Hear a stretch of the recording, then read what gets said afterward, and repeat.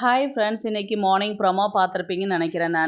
Morning ப்ரொமோவில் வந்து ரம்யாவும் அப்சராவும் உள்ளே வராங்க. ஆக்சுவலாக இன்றைக்கி பிரஜன் வர மாதிரி தான் ஒரு பிளான் இருந்தது. ஒருவேளை நாளைக்கு வராராலன்றது தெரியல.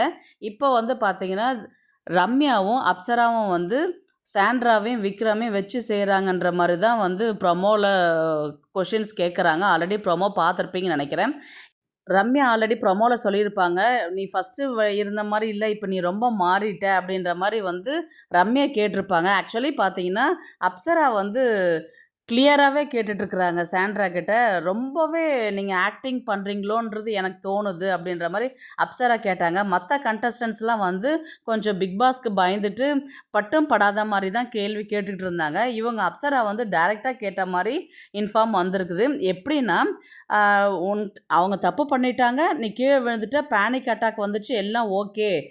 ஆனால் அவங்க உங்கள்கிட்ட சாரி கேட்க வரும்பொழுது நீங்கள் எதுக்கு அந்த ஆக்டிங் பண்ணது வந்து அது ஓவர் ஆக்டிங்காக இருந்தது அப்படின்ற மாதிரி அப்சரா வந்து சாண்ட்ரா பார்த்து கேட்குறாங்க.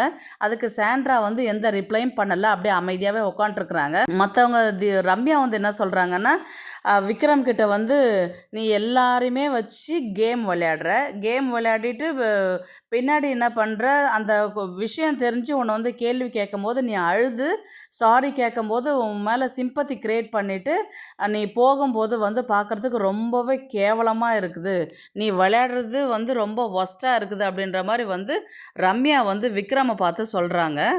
ஏன்னா மற்ற கண்டஸ்டன்ஸ் வந்து சொல்லாத விஷயத்த வந்து அப்சரா வந்து இவ்வளோ கிளியராக சொல்லும் பொழுது வந்து பார்த்தீங்கன்னா, ஒருவேளை சாண்ட்ராவும் விக்ரமும் பணப்பெட்டி எடுக்கிறதுக்கு ஒரு ஐடியா பண்ணுறாங்களான்றது தெரியல.